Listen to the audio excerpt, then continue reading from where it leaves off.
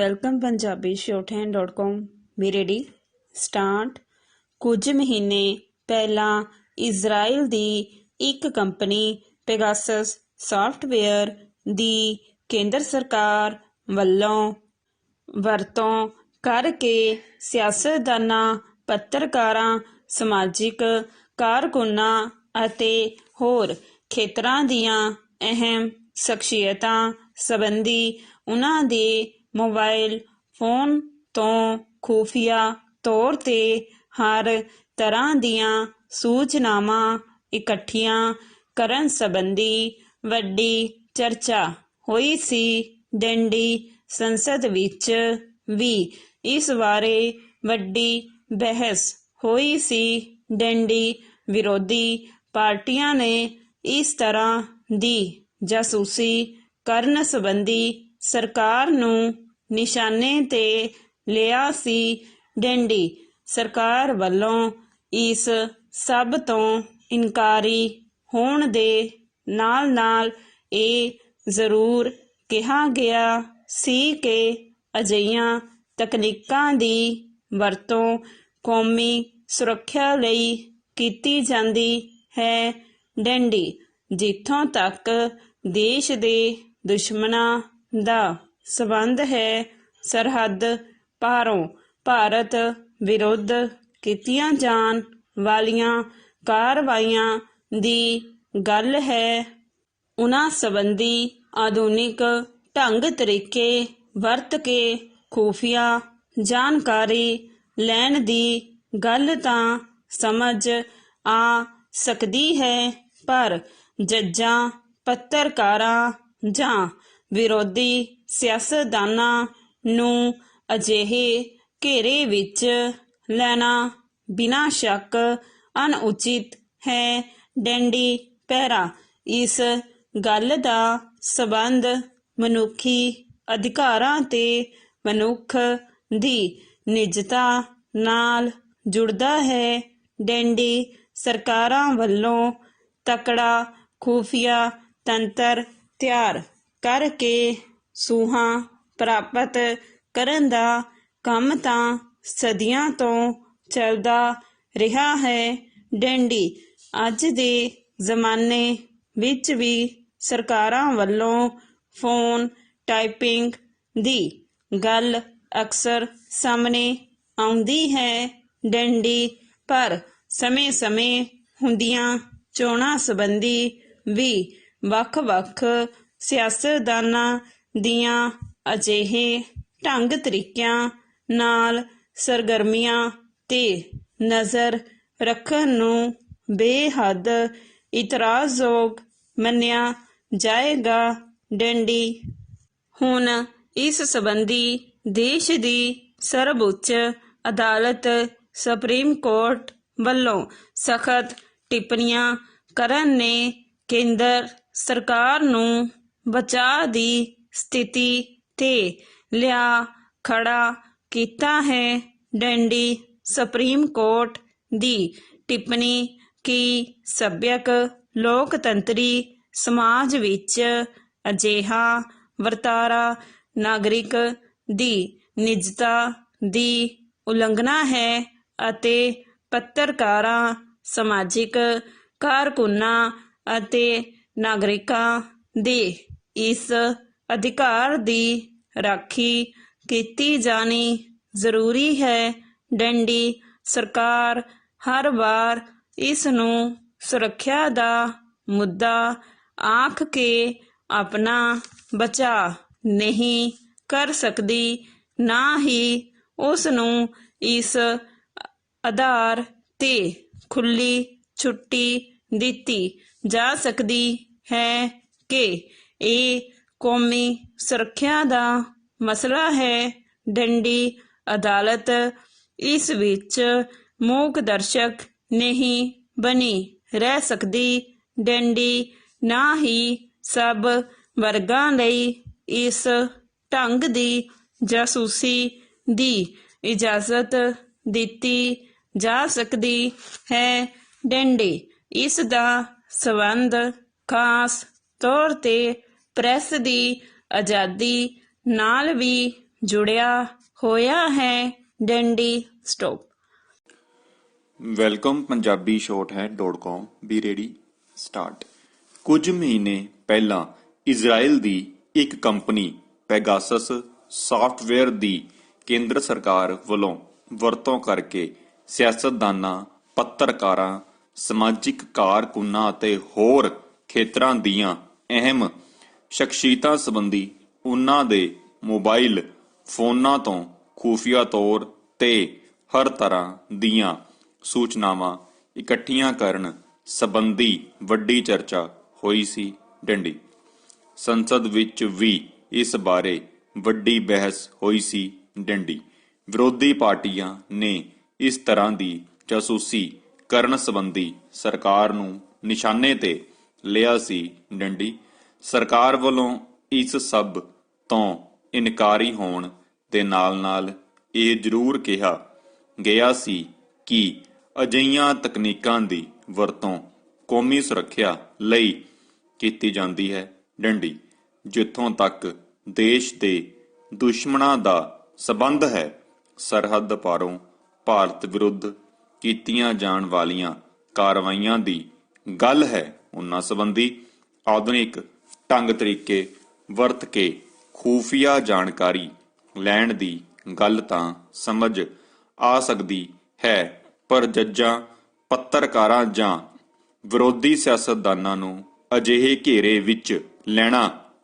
ਬਿਨਾਂ ਸ਼ੱਕ ਅਣਉਚਿਤ ਹੈ। ਡੰਡੀ ਪੈਰਾ ਇਸ ਗੱਲ ਦਾ ਸਬੰਧ ਮਨੁੱਖੀ ਅਧਿਕਾਰਾਂ ਤੇ ਮਨੁੱਖ ਦੀ ਨਿੱਜਤਾ ਨਾਲ ਜੁੜਦਾ ਹੈ। ਡੰਡੀ ਸਰਕਾਰਾਂ ਵੱਲੋਂ ਤਕੜਾ ਖੂਫੀਆ ਤੰਤਰ ਤਿਆਰ ਕਰਕੇ ਸੂਹਾਂ ਪ੍ਰਾਪਤ ਕਰਨ ਦਾ ਕੰਮ ਤਾਂ ਸਦੀਆਂ ਤੋਂ ਚੱਲਦਾ ਰਿਹਾ ਹੈ। ਡੰਡੀ ਅੱਜ ਦੇ ਜ਼ਮਾਨੇ ਵਿੱਚ ਵੀ ਸਰਕਾਰਾਂ ਵੱਲੋਂ ਫੋਨ ਟੈਪਿੰਗ ਦੀ ਗੱਲ ਅਕਸਰ ਸਾਹਮਣੇ ਆਉਂਦੀ ਹੈ। ਡੰਡੀ ਪਰ ਸਮੇਂ-ਸਮੇਂ ਹੁੰਦੀਆਂ ਚੋਣਾਂ ਸੰਬੰਧੀ ਵੀ ਵੱਖ-ਵੱਖ ਸਿਆਸਤਦਾਨਾਂ ਦੀਆਂ ਅਜਿਹੇ ਢੰਗ ਤਰੀਕਿਆਂ ਨਾਲ ਸਰਗਰਮੀਆਂ ਤੇ ਨਜ਼ਰ ਰੱਖਣ ਨੂੰ ਬੇਹੱਦ ਇਤਰਾਜ਼ਯੋਗ ਮੰਨਿਆ ਜਾਏਗਾ। ਡੰਡੀ ਹੁਣ ਇਸ ਸੰਬੰਧੀ ਦੇਸ਼ ਦੀ ਸਰਵਉੱਚ ਅਦਾਲਤ ਸੁਪਰੀਮ ਕੋਰਟ ਵੱਲੋਂ ਸਖਤ ਟਿੱਪਣੀਆਂ ਕਰਨ ਨੇ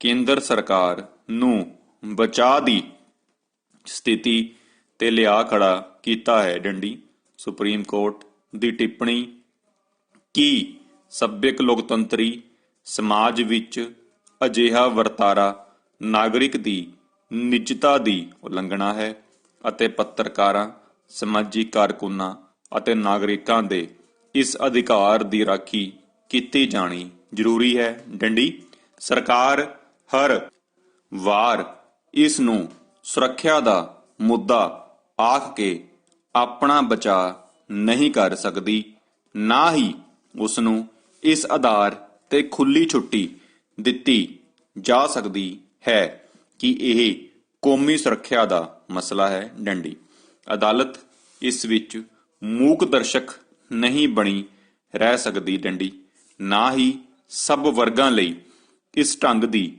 ਜਾਸੂਸੀ ਦੀ ਇਜਾਜ਼ਤ ਦਿੱਤੀ ਜਾ ਸਕਦੀ ਹੈ। ਡੰਡੀ ਇਸ ਦਾ ਸਬੰਧ ਖਾਸ ਤੌਰ ਤੇ ਪ੍ਰੈਸ ਦੀ ਆਜ਼ਾਦੀ ਨਾਲ ਵੀ ਜੁੜਿਆ ਹੋਇਆ ਹੈ। ਡੰਡੀ ਚਲਦੇ ਇਸ ਘਟਨਾਕ੍ਰਮ ਵਿੱਚ ਜਿਹੜਾ ਹਲਫਨਾਮਾ ਕੇਂਦਰੀ ਸਰਕਾਰ ਵੱਲੋਂ ਦਿੱਤਾ ਗਿਆ ਸੀ, ਸੁਪਰੀਮ ਕੋਰਟ ਨੇ ਉਸ ਤੇ ਵੀ ਆਪਣੀ ਨਾਖੁਸ਼ੀ ਪ੍ਰਗਟਾਈ ਹੈ ਅਤੇ ਇਸ ਸਮੁੱਚੇ ਮਾਮਲੇ ਦੀ ਜਾਂਚ ਲਈ ਸੁਪਰੀਮ ਕੋਰਟ ਦੇ ਇੱਕ ਸਾਬਕਾ ਜੱਜ R.V.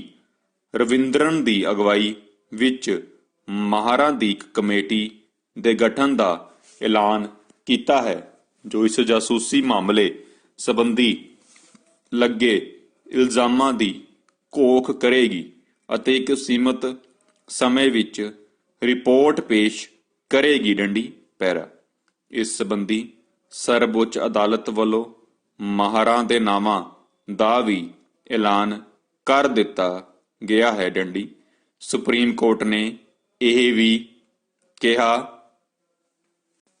Welcome Punjabi shorthand.com B ready start. ਕੁਝ ਮਹੀਨੇ ਪਹਿਲਾਂ ਇਜ਼ਰਾਈਲ ਦੀ ਇੱਕ ਕੰਪਨੀ ਪੈਗਾਸਸ ਸਾਫਟਵੇਅਰ ਦੀ ਕੇਂਦਰ ਸਰਕਾਰ ਵੱਲੋਂ ਵਰਤੋਂ ਕਰਕੇ ਸਿਆਸਤਦਾਨਾਂ, ਪੱਤਰਕਾਰਾਂ, ਸਮਾਜਿਕ ਕਾਰਕੁਨਾਂ ਅਤੇ ਹੋਰ ਖੇਤਰਾਂ ਦੀਆਂ ਅਹਿਮ ਸ਼ਖਸੀਅਤਾਂ ਸੰਬੰਧੀ ਉਨ੍ਹਾਂ ਦੇ ਮੋਬਾਈਲ ਫੋਨਾਂ ਤੋਂ ਖੁਫੀਆ ਤੌਰ ਤੇ ਹਰ ਤਰ੍ਹਾਂ ਦੀਆਂ ਸੂਚਨਾਵਾਂ ਇਕੱਠੀਆਂ ਕਰਨ ਸੰਬੰਧੀ ਵੱਡੀ ਚਰਚਾ ਹੋਈ ਸੀ। ਡੈਂਡੀ ਸੰਸਦ ਵਿੱਚ ਵੀ ਇਸ ਬਾਰੇ ਵੱਡੀ ਬਹਿਸ ਹੋਈ ਸੀ। ਡੰਡੀ ਵਿਰੋਧੀ ਪਾਰਟੀਆਂ ਨੇ ਇਸ ਤਰ੍ਹਾਂ ਦੀ ਜਾਸੂਸੀ ਕਰਨ ਸੰਬੰਧੀ ਸਰਕਾਰ ਨੂੰ ਨਿਸ਼ਾਨੇ ਤੇ ਲਿਆ ਸੀ। ਡੰਡੀ ਸਰਕਾਰ ਵੱਲੋਂ ਇਸ ਸਭ ਤੋਂ ਇਨਕਾਰੀ ਹੋਣ ਦੇ ਨਾਲ-ਨਾਲ ਇਹ ਜ਼ਰੂਰ ਕਿਹਾ ਗਿਆ ਸੀ ਕਿ ਅਜਿਹੀਆਂ ਤਕਨੀਕਾਂ ਦੀ ਵਰਤੋਂ ਕੌਮੀ ਸੁਰੱਖਿਆ ਲਈ ਕੀਤੀ ਜਾਂਦੀ ਹੈ।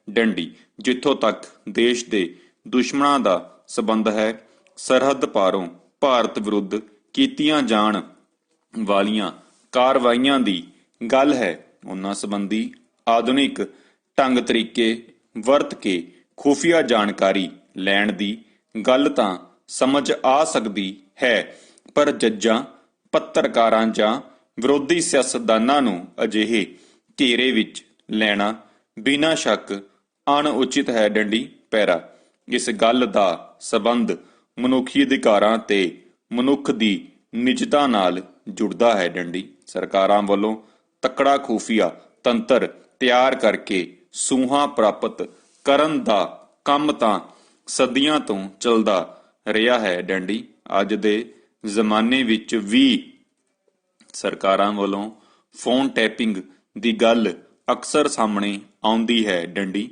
ਪਰ ਸਮੇਂ-ਸਮੇਂ ਹੁੰਦੀਆਂ ਚੋਣਾਂ ਸੰਬੰਧੀ ਵੀ ਵੱਖ-ਵੱਖ ਸਿਆਸਤਦਾਨਾਂ ਦੀਆਂ ਜਿਹੇ ਢੰਗ ਤਰੀਕਿਆਂ ਨਾਲ ਸਰਗਰਮੀਆਂ ਤੇ ਨਜ਼ਰ ਰੱਖਣ ਨੂੰ ਬੇਹੱਦ ਇਤਰਾਜ਼ਯੋਗ ਮੰਨਿਆ ਜਾਏਗਾ। ਡੰਡੀ ਹੁਣ ਇਸ ਸੰਬੰਧੀ ਦੇਸ਼ ਦੀ ਸਰਵਉੱਚ ਅਦਾਲਤ ਸੁਪਰੀਮ ਕੋਰਟ ਵੱਲੋਂ ਸਖਤ ਟਿੱਪਣੀਆਂ ਕਰਨ ਨੇ ਕੇਂਦਰ ਸਰਕਾਰ ਨੂੰ ਬਚਾਅ ਦੀ ਸਥਿਤੀ ਤੇ ਲਿਆ ਖੜਾ ਕੀਤਾ ਹੈ। ਡੰਡੀ ਸੁਪਰੀਮ ਕੋਰਟ ਦੀ ਟਿੱਪਣੀ ਕਿ ਸੱਭਿਅਕ ਲੋਕਤੰਤਰੀ ਸਮਾਜ ਵਿੱਚ ਅਜਿਹਾ ਵਰਤਾਰਾ ਨਾਗਰਿਕ ਦੀ ਨਿਜਤਾ ਦੀ ਉਲੰਘਣਾ ਹੈ ਅਤੇ ਪੱਤਰਕਾਰਾਂ, ਸਮਾਜਿਕ ਕਾਰਕੁਨਾਂ ਅਤੇ ਨਾਗਰਿਕਾਂ ਦੇ ਇਸ ਅਧਿਕਾਰ ਦੀ ਰਾਖੀ ਕੀਤੀ ਜਾਣੀ ਜ਼ਰੂਰੀ ਹੈ। ਡੰਡੀ ਸਰਕਾਰ ਹਰ ਵਾਰ ਇਸ ਨੂੰ ਸੁਰੱਖਿਆ ਦਾ ਮੁੱਦਾ ਆਖ ਕੇ ਆਪਣਾ ਬਚਾਅ ਨਹੀਂ ਕਰ ਸਕਦੀ, ਨਾ ਹੀ ਉਸ ਨੂੰ ਇਸ ਆਧਾਰ ਤੇ